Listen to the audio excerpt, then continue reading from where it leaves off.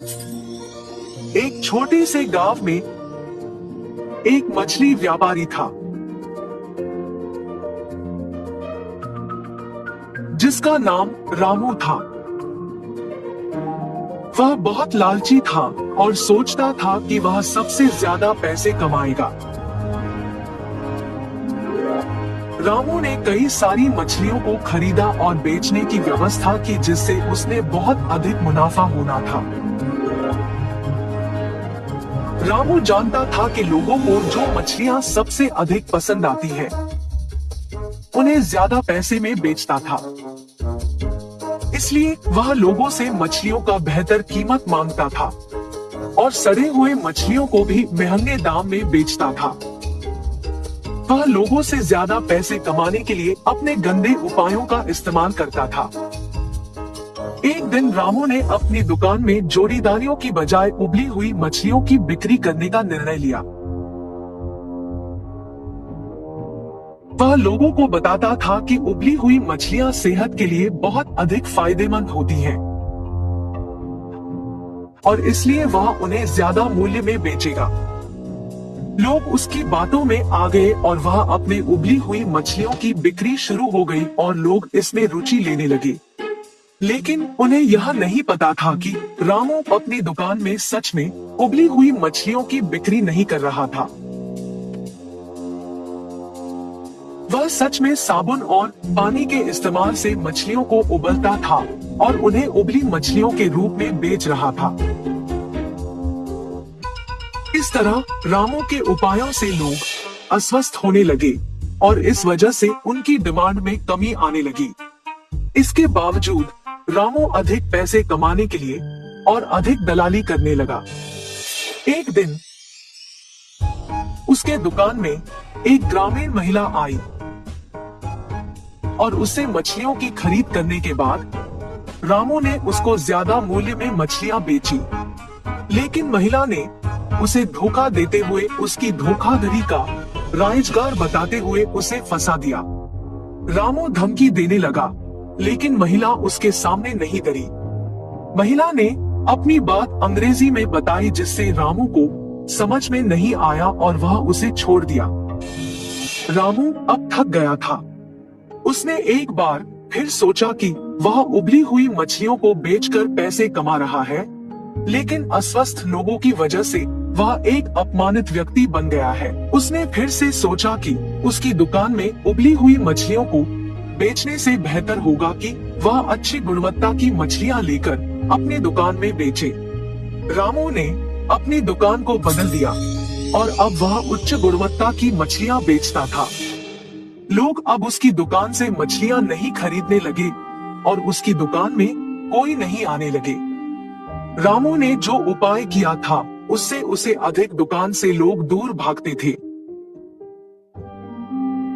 रामू ये सोचता है कि व्यापार चालाकी से नहीं, सही तरीके से काम करने से सफलता मिलती है। द्वारेश्वर नामक गांव में मस्तान नामक एक कसाई रहता था। उस गांव में बकरी का मांस सिर्फ मस्तान की दुकान में मिलता था। इतना ही नहीं, हर शुभ कार्य और दावत के लिए मस्तान के ही दुकान से मांस लाया जाता था। ऐसे एक दिन उस गांव के जमींदार का सेवक मस्तान की दुकान को आता है। ये मस्तान, कल जमींदार के महल में एक बड़ी दावत रखी जा रहा है। उस दावत को बहुत बड़े लोग और अमीर लोग आने वाले हैं। 100 लोगों के लिए खाना बनवा रहे हैं। उसके लिए तुम्हें 15 किलो मांस ताजा काट के कल सुबह 6 बजे को महल लेके आना होगा। पैसे तुम्हें वहीं पे मिलेंगे। मस्तान सलमान की बात को मान लेता है, लेकिन उसके पास 15 किलो का मांस नहीं होता है। इसीलिए वो बकरी वाले के पास जाता है। रमेश भैया, दरवाजा खटखटाता है। अरे क्या हुआ मस्तान, इस समय पे आए, बात क्या है? जमींदार के घर में दावत के लिए मुझे 15 किलो मांस की जरूरत है। मैंने वचन दिया कि सुबह 6 बजे उनको मांस पहुंचा दूंगा। समय ना होने के कारण मैं अभी तुमसे बकरी खरीदने आया। हाँ, तो ये है बात। ठीक है, 2000 रुपए दे के बकरी ले जाओ। ये क्या भैया, 1000 ही तो है। अब जमींदार के लिए है तो कम से कम 2000 होगा ही ना। अगर तुम्हें नहीं चाहिए तो रहने दो, मैं आराम से सो जाऊंगा। नहीं नहीं भैया, मैंने वचन दिया है, अब पीछे नहीं हट सकता। मैं दे दूंगा 2000। ऐसे कहकर 2000 दे के बकरी खरीद के घर चलते हुए सोचता है, जमाए हुए पैसे एक दिन में खर्च हो गए। हाँ, कोई बात नहीं, जमींदार के दावत के लिए मांस पहुंचाने के बाद पैसे मिलेंगे ना। अभी जल्दी से काम शुरू करके सुबह तक पहुंचा देना होगा। ऐसे सोचकर मांस को साफ करके उसके टुकड़े टुकड़े काट के सारी रात मेहनत करके 15 किलो मांस को तैयार रखता है। अगले दिन सुबह दिए हुए वचन के अनुसार 6 बजे को जमींदार के महल पहुंचता है। भैया, मैं सेवक सलमान के लिए आया हूँ, क्या आपको पता है कि वो कहाँ है? ये सुनकर दूसरा सेवक मस्तान को बाहर इंतजार करने के लिए कहता है। वो मस्तान के हाथ से मांस लेते हुए कहता है कि सलमान को भेजेगा और उसे पैसे मिलेंगे। मस्तान भी उस सेवक का बात मानकर बाहर इंतजार करता है। लेकिन सेवक उसके हाथ में मांस को देख सोचता है, इस 15 किलो मांस से अगर मैं 1 किलो ले लूं तो किसको पता चलेगा? किसी को भी नहीं पता चलेगा। ऐसे उस कवर में से 1 केजी मांस को छुपा के बाकी को देने जाता है। सलमान को देख के कहता है, साहब, मस्तान ने ये आपको देने के लिए कहा है, वो पैसों के इंतजार में बाहर खड़ा है। सलमान सेवक के हाथ से मांस लेके सीधा रसोई घर जाता है, ये जान के कि मस्तान बाहर पैसों का इंतजार कर रहा है। बावर्ची के पास जाकर सलमान कहता है, सारे व्यंजन स्वादिष्ट होनी चाहिए, ध्यान से पकाना। ऐसे कहकर चला जाता है। बावर्ची पकाते हुए, इतने मांस से अगर मैं 2 केजी ले लूं तो किसको शक होगा? किसी को भी नहीं होगा। ऐसे सोचकर मांस को छुपा के बाकी को पकाता है। दावत के व्यंजन की तैयारी के लिए जिम्मेदार किशन व्यंजनों का स्वाद चख के कुछ सेवकों की सहायता से उन सभी में से थोड़ा थोड़ा अपने लिए ले लेता है। आए हुए मेहमान सारे दावत की खाना शुरू करते हैं और जल्द ही आपस में बात करना शुरू कर देते हैं। ये क्या, इतना अमीर और सम्मानित आदमी, अच्छा नाम है इनका, मगर खाने में कमी क्यों? हाँ, अगर खाना कम ही पड़ना है तो ऐसी दावत की तैयारी भला क्यों करे? ऐसे सारे लोग खुसफुसाते हैं। ये सब सुन के जमींदार सहन नहीं कर पाते हैं। दावत के खत्म होने के बाद क्रोधित होके सारे लोगों को सभा में बुलाते हैं, खास करके दावत के लिए जिम्मेदार लोगों को, और उनको सवाल करना शुरू करते हैं। दावत की तैयारी के लिए जिम्मेदार किशन से पूछते हैं, दावत की जिम्मेदारी सौंपने पर तुम ये करोगे? सभी तैयारी किया मैंने, लेकिन व्यंजनों के लिए मात्रा पहले से ही कम पड़ गई थी प्रभु। मेरा इस बात से कोई लेना देना नहीं, आप बावर्ची से पूछिए प्रभु। ऐसे उसने अपनी किए को छुपाकर किसी और पे इल्जाम डाल देता है। तब बावर्ची छुपाए हुए 2 किलो मांस की बात को छुपा के कहता है कि दावत की सामग्री के लिए जिम्मेदार सलमान के पास इसका जवाब होगा। ऐसे उस बात से छुटकारा पाता है। सलमान भी औरों की तरह मांस के दिए गए 6000 रुपयों को मस्तान को ना देकर अपने ही पास रख के, ये जानते हुए कि मस्तान पैसों का बाहर इंतजार कर रहा है, जमींदार से ये बात छुपाता है और कसाई मस्तान पे इल्जाम डाल देता है कि उसने मांस कम मात्रा में दी है। अभी जाके मैं उसका काम तमाम करता हूँ प्रभु, ऐसे कहता है। उसी सभा में मौजूद मस्तान उस इल्जाम का सहन नहीं कर पाता है। सभा में से जमींदार के सामने आके कहता है, जमींदार साहब, इस पूरे गांव में मैं अकेले कसाई हूँ। पिछले 10 साल से मैं ये व्यापार कर रहा हूँ और इतने साल से आपके घर में हर कार्य और हर दावत पे मैंने खुद मांस दी है, मगर कभी भी ऐसी मुसीबत नहीं आई। आपके घर में दावत का नाम सुनते ही 1000 की बकरी को 2000 में बेचते हैं। सुबह आके मैंने मांस को पहुंचा दिया और आपके सेवक सलमान ने मुझे मांस के पैसों के लिए सुबह से इंतजार करवाया। सलमान को मांस देने के बहाने से एक और सेवक मेरे हाथ से मांस लिया और मुझे बाहर इंतजार करने के लिए कह दिया और ये भी कहा कि वो सलमान को बुलाएगा। उसके बाद इनमें से कोई भी मेरे पास नहीं आया। कृपया मेरा यकीन कीजिए प्रभु, आप ही की दया से जी रहा हूँ। मस्तान, मुझे तुम्हारे बारे में पता है, तुम फिक्र मत करो। सैनिकों, सलमान के कपड़े खोजो, देखो अगर 6000 रुपए मिलते हैं। खोजने पर सलमान की जेब में 6000 रुपए मिलते हैं। ऐसे उन सब में से सलमान पकड़ा जाता है।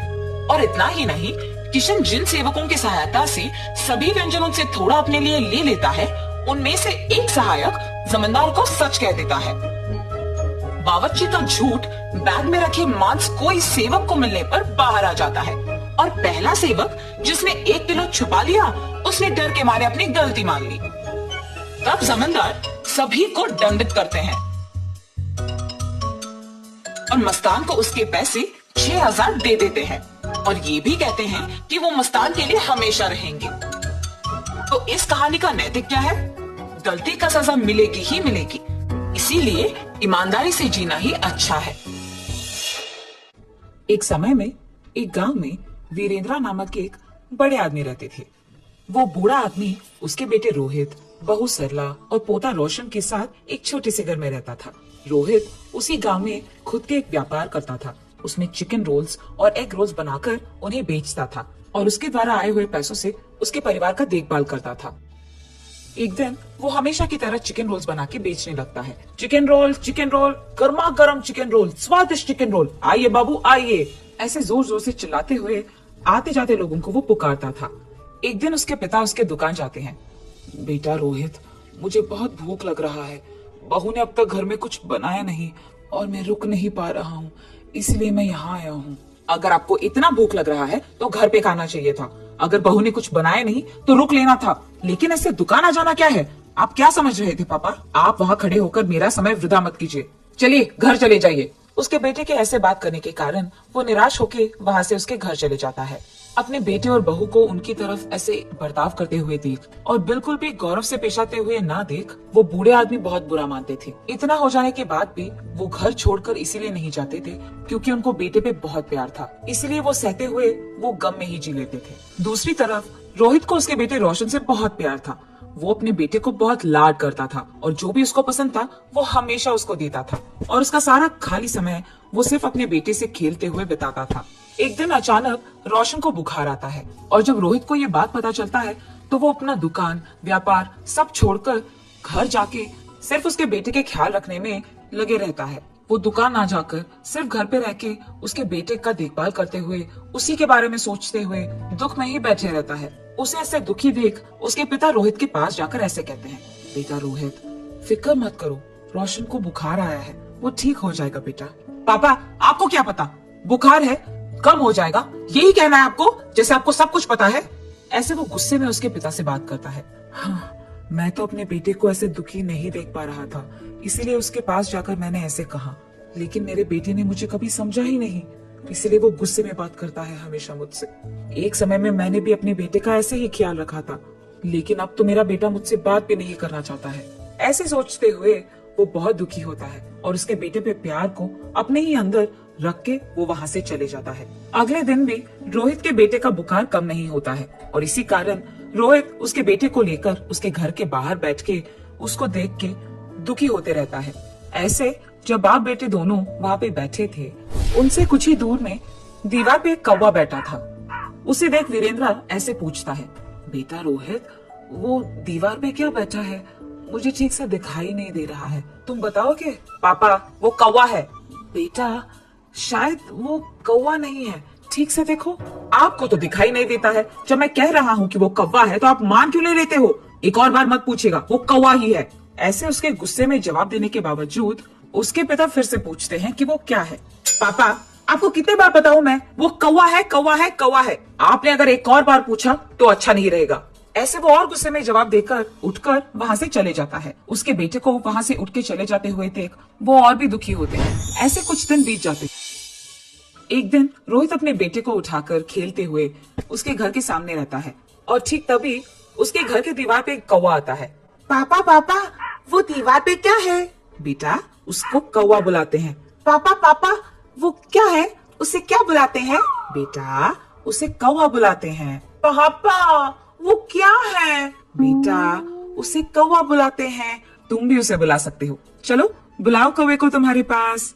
ऐसे वो अपने बेटे को कौवे के बारे में सिखाते रहता है, लेकिन उसके बेटे को कुछ भी समझ न आने के कारण वो लगातार एक ही प्रश्न पूछता है कि वो क्या है और उसे क्या बुलाते हैं, और ऐसे 20 बार करता है। इतने बार पूछने के बावजूद रोहित उसे बहुत सब्र से समझाता है। उसे जरा सा भी गुस्सा नहीं आता है। पापा, फिर से बोलिए ना। बेटा, वो एक कौवा है। एक दिन जब मेरे पापा ने यही बात पूछी थी तो मैंने उन पर गुस्सा किया था और उन्होंने सिर्फ 3 बार पूछा था और इसीलिए क्योंकि उनको दिखाई भी नहीं दे रहा था। लेकिन जब मेरे बेटे ने 20 बार भी पूछा तो मैंने उसमें जरा सा भी गुस्सा नहीं दिखाया और बहुत सब्र से उसको सब कुछ समझाया। मेरे पापा ने भी मेरा इतना ही ख्याल रखा था बचपन में, लेकिन बड़े हो जाने के बाद मैं उनका ख्याल नहीं रख रहा हूँ। ऐसे सोचते हुए वो बहुत दुखी होता है और ठीक तभी उसको घर के अंदर से जोर जोर की आवाजें आने लगती है। मेरी बीवी किससे बात कर रही है? ये सोचते हुए वो घर के अंदर जाता है। तुम्हारा बेटा तुम्हारा ख्याल नहीं रखता है, मैं भी तुम्हारा ख्याल नहीं रखती हूँ, फिर भी आप इसी घर में रहते हो, कभी बाहर जाते ही नहीं हो, शर्म नाम की कुछ चीज भी है आपको? उसके बहू को ऐसे बात करते हुए चिल्लाते हुए देख वो कुछ नहीं कहते हैं और बस चुपचाप बैठे रहते हैं। सरला, मेरे पापा बूढ़े हैं, क्या बड़ों से ऐसे ही बात किया जाता है? उनका देखभाल करना हमारी जिम्मेदारी है, ये मत भूलो। और तुम पापा से ऐसी ऊंची आवाज में बात कर रही हो? हाँ, क्या आप ही बात कर रहे हैं? हाँ, मैं ही बात कर रहा हूँ। कल जब हमारा बेटा भी बड़ा हो जाएगा तो क्या वो भी हमसे ऐसी बात करेगा? सुन पाओगे उसकी ऐसी बातें? और वैसे वो अभी बच्चा है, उसके सामने अगर हम पापा से ऐसे ही बात करेंगे तो वो भला क्या सीखेगा? यही ना। इसीलिए आज से हमें ये सब बदलना होगा। तुम पापा से अच्छी तरीके से बात करोगी, उनको गौरव दोगी। आज से हम जैसा देखभाल हमारे बेटे के करते हैं वैसे ही पापा का भी करेंगे। ये वो उसकी बीवी को समझाता है। पापा, मुझे माफ कीजिए, जिंदगी में मेरे इस स्थान का कारण आप ही हो और मैंने आप ही को इतना दुख पहुंचाया। मुझे अपनी गलती का एहसास हो गया है पापा। ये कहते हुए वो उसके पापा के चरणों पे गिर जाता है। बेटा, तुम्हें बदलाव आ गया है, बस यही काफी है इस जिंदगी के लिए। मेरे बारे में ऐसा सोचकर दुखी मत हो बेटा, तुम बदल गए हो, मैं खुश हूँ। जी पापा, आइंदा मैं आपको कभी ऐसे दुख नहीं पहुंचाऊंगा और आपसे कठोर तरीके में नहीं बात करूंगा। आपका मैं बहुत अच्छा ख्याल रखूंगा, आपकी खुशी मेरी जिम्मेदारी। ऐसे ही तब से रोहित उसकी गलती का एहसास करके उसके पिता को उसके बेटे की तरह ही देखता है और रोहित के पिता भी इसी खुशी में जीते रहते हैं। और ऐसे रोहित को उसकी गलती का एहसास होकर उसके दुकान में चिकन रोल्स, एग रोल्स बनाते हुए घर को भी संभालता है और ऐसे सभी खुश रहते हैं। दूध वाला। बिकनूर नामक एक नगर में रहता था एक राजा चंद्रसेना। उसका मंत्री कबीर सिंह उसके दूध का कारोबार संभालता था। उन्होंने बहुत सारे स्वस्थ गायों को पाला जो अच्छा और गाढ़ा दूध देते थे। ये दूध सारे गांव में बेचा जाता था।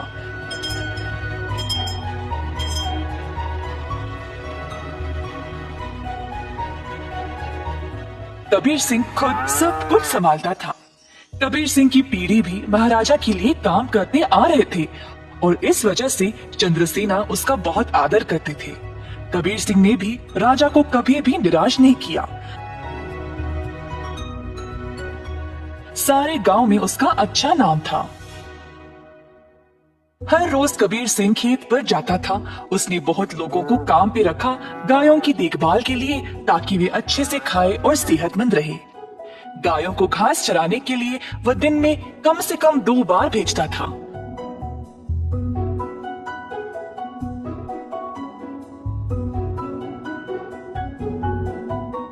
वह हमेशा ध्यान रखता था कि दूध साफ सुथरा रहे। दूध निकालने के बाद वह 10 दूध वालों को देता था ताकि वह गांव में जाकर बेच दे।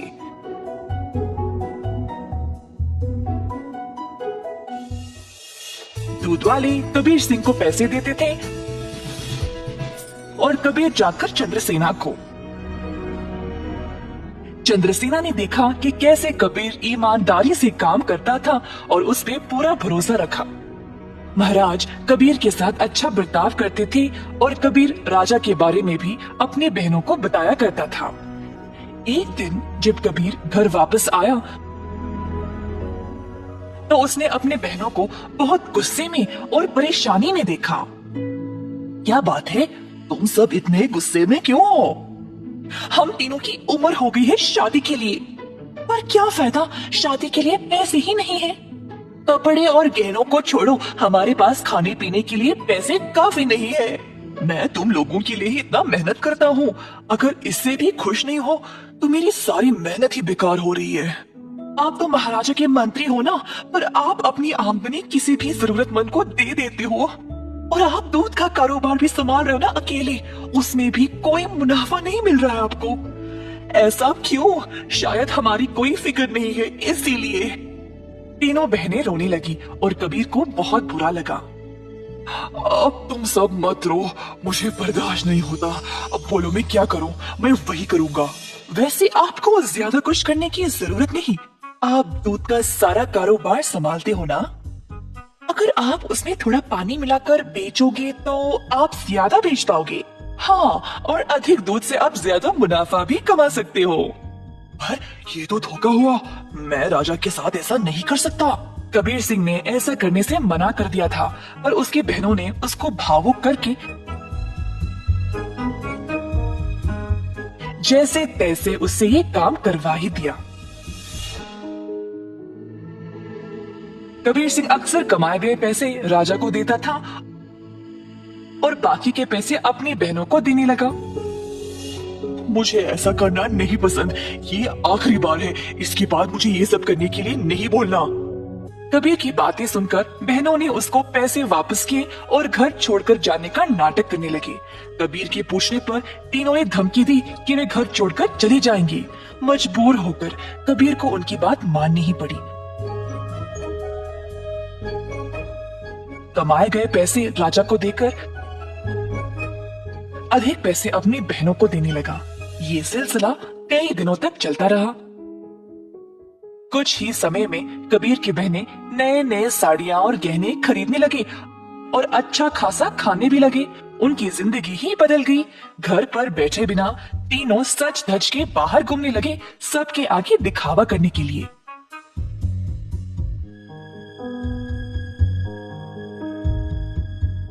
गांव के सारे लोग हैरान रह गए और आपस में बातें करने लगे। ये तीन बहनें कबीर की कमाई को ऐसे इस्तेमाल कर रहे हैं, मैंने कभी नहीं देखा किसी को ऐसा करते हुए। पर कबीर सिंह के पास इतने पैसे आए कहां से? सब लोग कबीर के बारे में बातें करने लगे और बाकी के मंत्री कबीर की कमाई पर ईर्ष्या करने लगे, तो इस बात पर जांच करना शुरू कर दिए। जल्द उनको सच पता चल गया कि वह दूध में पानी मिलाकर बेच रहा था। 70% राजा को देकर बाकी के 30% अपनी जेब में डाल रहा था। खेत के कारीगरों से मंत्रियों ने ये बात का पता लगाया। सारे मंत्री गए राजा के पास और उनको पूरा सच बता दिया। अब क्योंकि राजा को कबीर से बहुत लगाव था, उनको इस बात पर यकीन ही नहीं हुआ और उनके पास और कोई रास्ता नहीं था सिवाय कबीर को दंड देने का। तीनों बहनें आए कैद खाने अपने भाई को देखने के लिए और उनको बहुत बुरा लगा कि उनकी ही वजह से उनका भाई आज जेल में बंद पड़ा है। बहनों को अपनी गलती का एहसास हुआ और तीनों गए महाराजा के पास और उनको सब सच बताया कि असल में ये सब उन तीनों की ही गलती है और कबीर दोषी नहीं है। उन्होंने राजा से भीख मांगी कबीर को छोड़ने के लिए।